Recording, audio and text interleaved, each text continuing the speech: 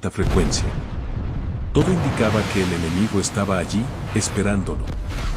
Pero él tenía una ventaja, el conocimiento absoluto de su máquina. Sabía hasta el último milímetro lo que ese caza podía soportar. A 120 kilómetros del objetivo, Ruiz activó el radar Orbecy en modo terrestre. Las ondas rebotaron contra la costa de Florida, devolviéndole una imagen precisa del terreno. Entre los reflejos apareció el blanco, un complejo fortificado bajo tierra, el centro de comando regional de Eglin. Introdujo las coordenadas en el sistema de guía de los misiles y armó las cargas. Todo estaba listo. Cuando estuvo a 110 kilómetros, presionó el gatillo. 2 destellos salieron de las alas del Sub-35 y se perdieron hacia el norte. Los misiles KH-39 descendieron a 30 metros sobre el agua, volando rasantes, invisibles para los radares. Ruiz los vio alejarse y murmuró en voz baja. Ahora es cuestión del tiempo. No había terminado de pronunciar la frase cuando las alarmas del Sub-35 comenzaron a sonar. Los radares estadounidenses habían bloqueado su posición. 3 misiles AIM-120 Abraham estaban en el aire, persiguiéndolo desde distintos ángulos. Ruiz apretó los dientes y ejecutó una maniobra imposible. Giró bruscamente a la izquierda, soportando más de 8 G de fuerza. Luego descendió a menos de 500 metros sobre el agua, lanzando bengalas infrarrojas y nubes de chaff para confundir a los misiles. El Sub-35 tembló, pero respondió. El piloto se aferró al mando con una precisión que solo los veteranos poseen. Los misiles estadounidenses seguían su rastro, guiados por radar y satélite. Ruiz ejecutó un giro de combate extremo, casi 12 G, enfrentando directamente a sus perseguidores. Durante unos segundos, el cielo se convirtió en un torbellino de fuego.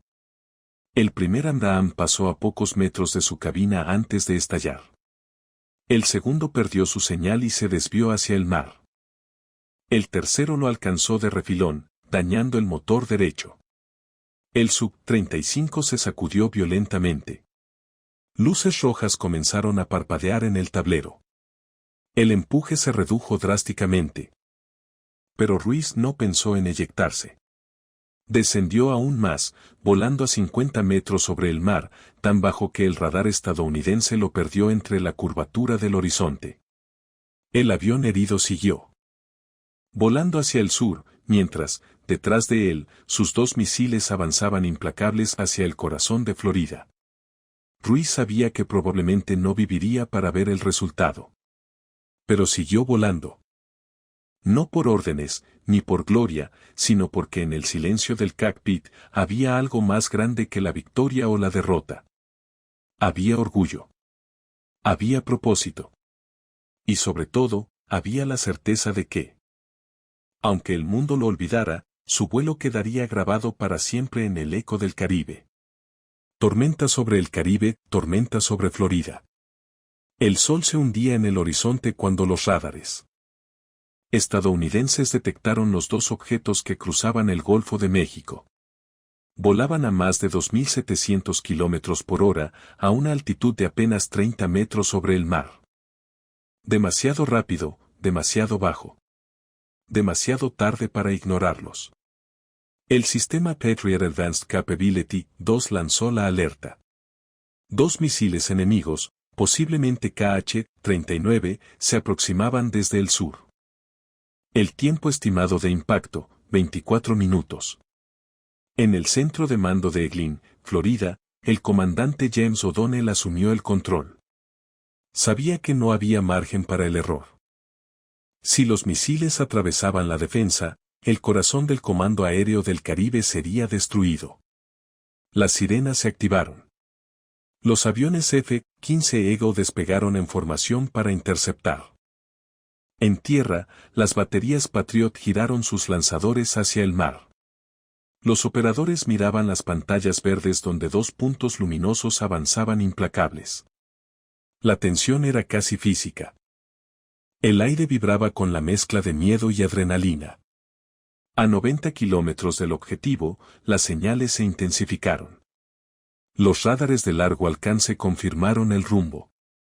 Los misiles venezolanos no. Eran simulaciones, no eran interferencias.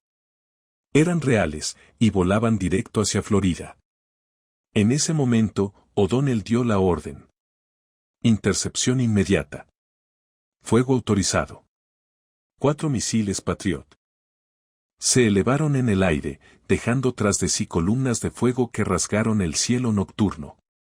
Las cámaras térmicas lo siguieron mientras subían, buscaban, descendían. El tiempo se medía en segundos.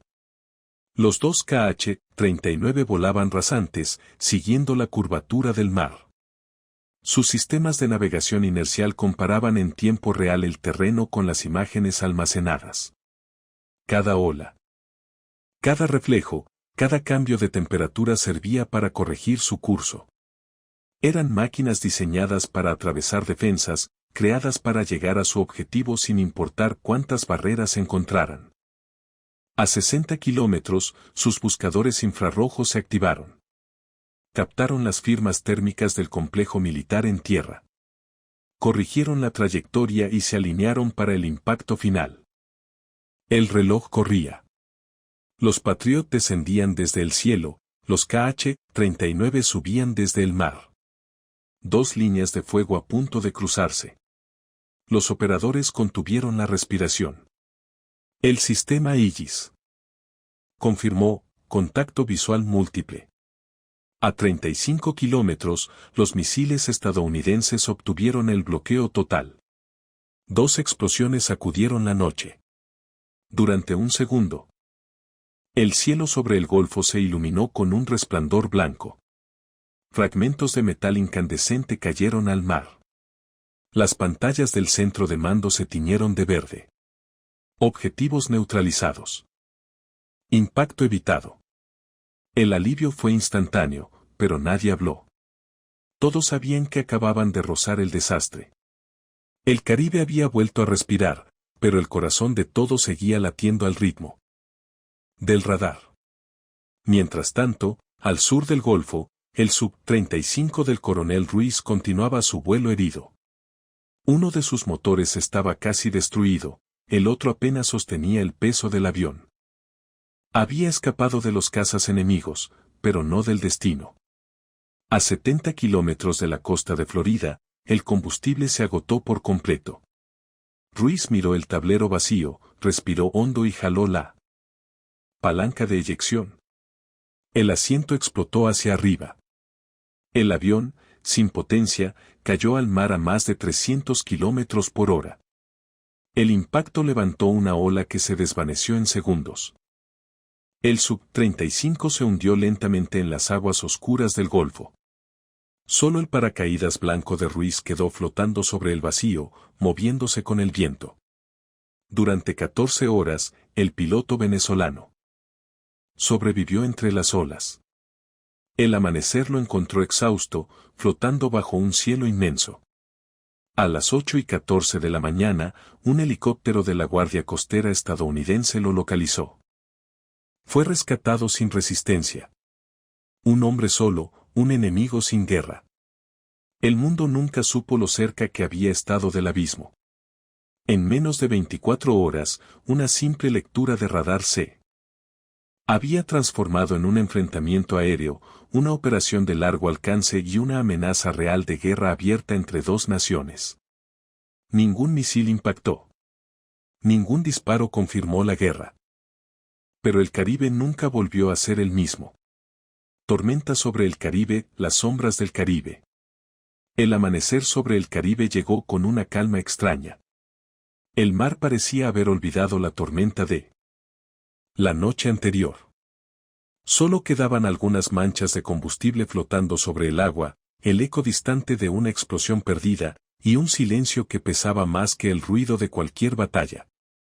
En el aire, un helicóptero estadounidense patrullaba el área de búsqueda. Entre las olas, un punto naranja se movía lentamente. Era el paracaídas del coronel Ramón Ruiz. Cuando los rescatistas lo subieron a bordo, nadie dijo una palabra. El piloto, exhausto y empapado en sal, miró por la ventana del helicóptero sin expresión.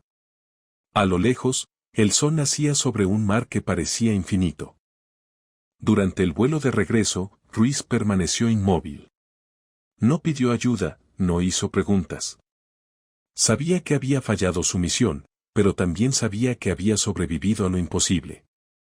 A veces, eso era peor que morir. En las horas siguientes, la noticia del incidente del Golfo recorrió los pasillos del poder. Washington celebró la neutralización exitosa de 2 misiles enemigos. Aunque nunca se revelaron todos los detalles. Caracas, en cambio, guardó silencio absoluto. Oficialmente, ningún avión había despegado, ningún piloto había desaparecido. El Caribe, una vez más, volvió a cubrirlo todo con una capa de silencio político. Durante semanas, Ruiz permaneció detenido en una instalación militar en Florida. Fue interrogado, examinado y observado como si fuera una reliquia de otra época. No habló. Solo escribió una frase en un cuaderno que le dieron los médicos. No se puede ganar una guerra que nadie quiere admitir. Meses después, fue repatriado discretamente a Venezuela. Ninguna cámara lo recibió. Ningún uniforme lo esperó en la pista. Solo un silencio incómodo y una orden breve, volver a casa. Pero su casa ya no existía. Su base había sido desmantelada, su avión, borrado de los registros.